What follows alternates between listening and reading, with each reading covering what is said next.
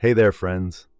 Have you ever found yourself lying awake at night, staring at the ceiling, wondering why sleep just won't come?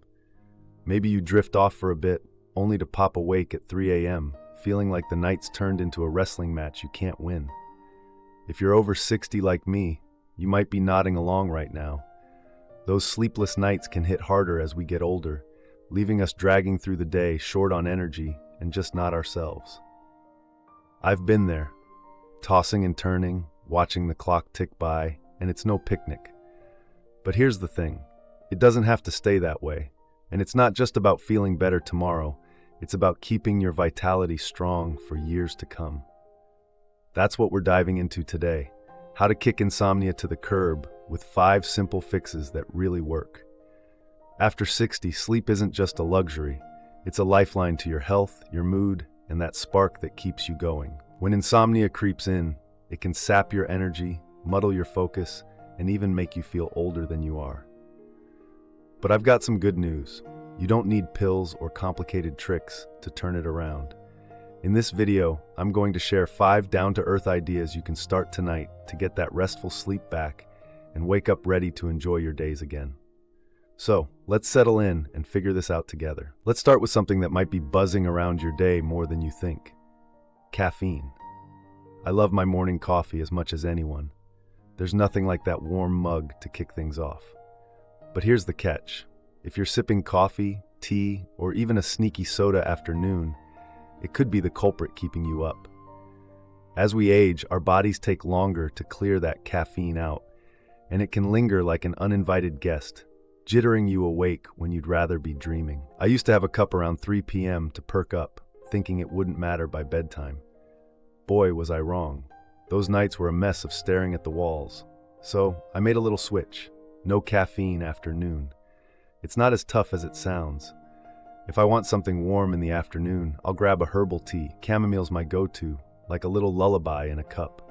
My friend Margaret, who's 65, swore by her afternoon Diet Coke until she cut it out and noticed she was dozing off easier. You don't have to ditch your morning brew. Just keep it early and swap the later stuff for something that won't fight your sleep. Try it for a few days. You might be amazed how much calmer your nights feel when caffeine's not crashing the party. Now, while we're calming things down, let's talk about the sounds around you when you hit the pillow. Ever notice how every creak, car horn, or even the neighbor's dog can jolt you awake just when you're drifting off? That's where a white noise machine comes in, like a gentle shield for your sleep. It's not about blasting music. It's a steady, soft hum, think ocean waves or a light rain, that drowns out the racket and lulls your brain into rest. I was skeptical at first, thought it'd be one more gadget collecting dust, but after a week with one, I'm a believer. I picked up a little machine that sounds like a fan whirring, and it's been a game changer. No more jumping at every noise. It's like my bedroom's wrapped in a cozy bubble. My cousin Ed, who's 68, lives near a busy street and swore he'd never sleep through the traffic. He tried a white noise app on his phone, set it to a waterfall sound, and says it's like the cars disappeared. You don't need anything fancy. Even a small fan can do the trick if you've got one lying around. It's about creating a peaceful little world where your mind can let go and your body can follow. And speaking of letting go, let's ease into something you can do right in bed: progressive relaxation. Sounds fancy, but it's really just a simple way to melt the tension out of your body.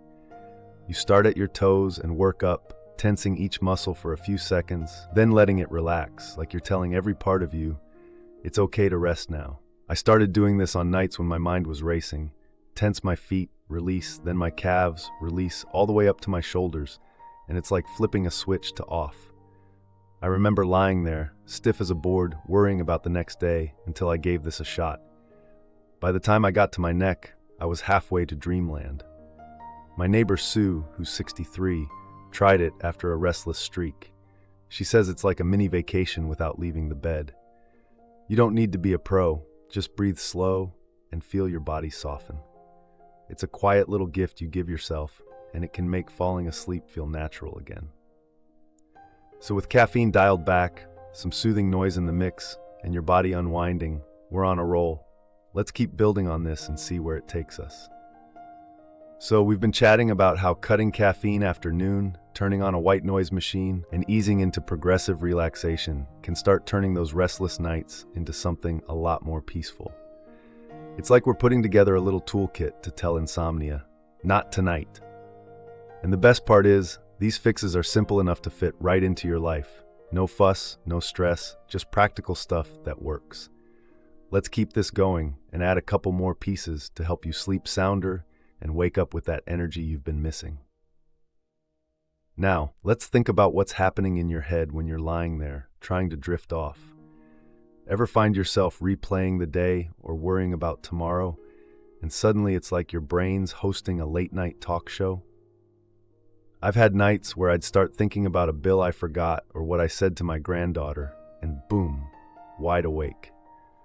That's where keeping a sleep journal can come in handy. It's not about writing a novel. It's just a little notebook by your bed where you jot down what's on your mind, quick and easy, so it doesn't keep spinning in your head all night. I started doing this when I noticed my sleepless nights were full of what-ifs. I'd scribble a few lines, like call the plumber or check on Mary's appointment, and it was like unloading a bag of bricks. The next night, I added a note about how I slept, just a sentence, like tossed a bit, but better after relaxing. It's not fancy, my handwriting's a mess, but it helps me see what's working. My friend Jack, who's 66, tried it too. He'd wake up fretting about his garden, so he'd write it down and let it go.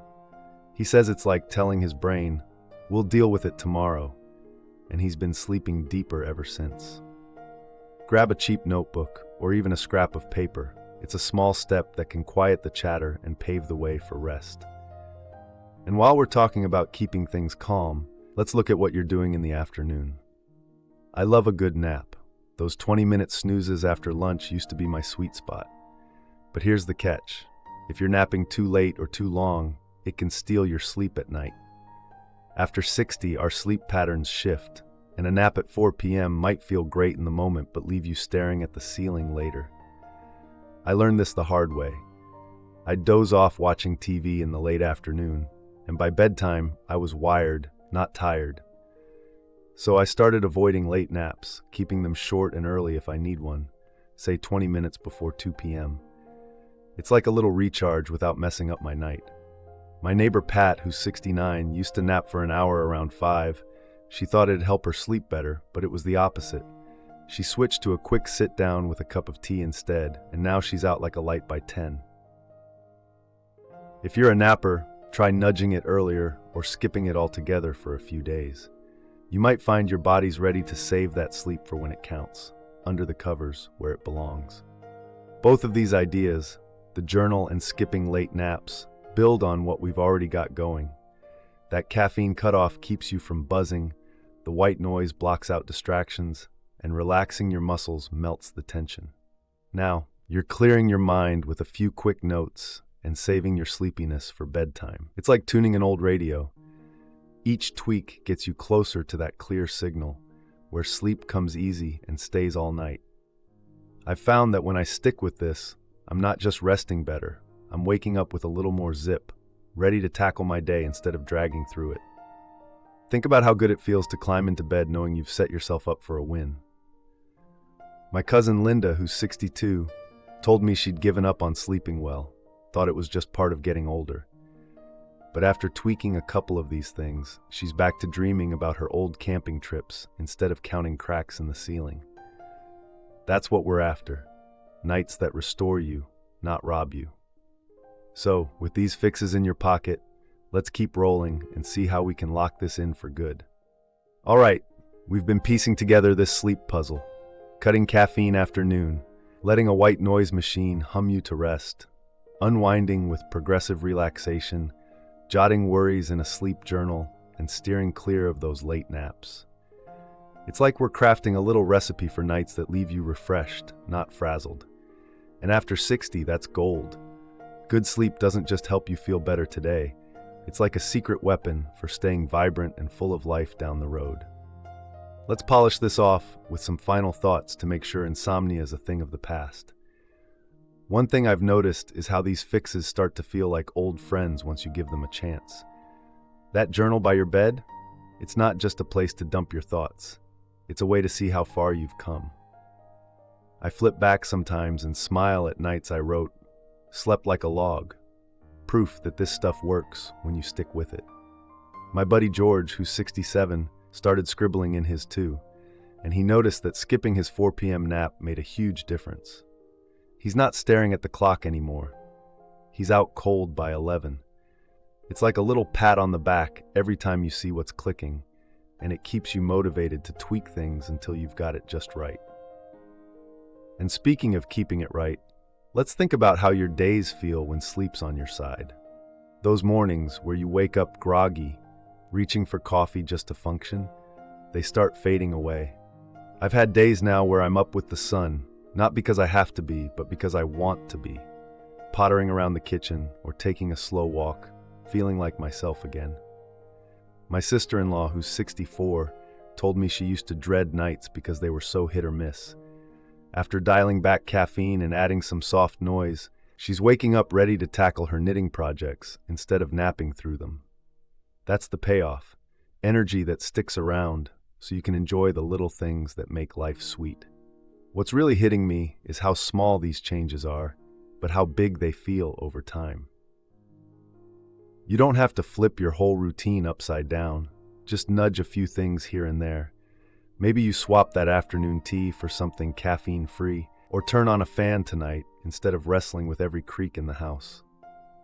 I remember my first night trying that relaxation trick, tensing and releasing my muscles, and I woke up thinking, well, that was easier than I expected. My friend Doris, who's 70, laughed when she tried it. She said it felt silly at first, but now it's her go-to when her mind won't quit. It's not about perfection. It's about finding what fits you and letting it grow into a habit. So, here we are with 5 fixes in your hands. Cutting caffeine, soothing with white noise, relaxing your body, journaling your way to calm, and skipping those late-day snoozes. They're like a team cheering you on to better nights and brighter days. I think of my Uncle Ray, who's 73. He used to joke he'd sleep when he was dead, but after a restless stretch, he gave a couple of these a shot. Now he's bragging about how he's dreaming again, not pacing the hall. That's what we're chasing. Sleep that restores you, keeps your health humming, and lets you live these years with all the gusto you've got. What do you think? Any of these sound like they'd fit your nights? Have you ever tried something that turned your sleep around, or maybe had a trick that didn't quite work? I'd love to hear your stories in the comments. You folks always have the best ideas. And if this sparked something for you, give the video a little like. It's a sweet way to let me know we're on this journey together. Oh, and if you want more ways to feel your best, hit that subscribe button. I've got plenty more to share. Here's to ending those sleepless nights for good and waking up ready to shine, no matter your age. Sleep well, my friends. You've earned it.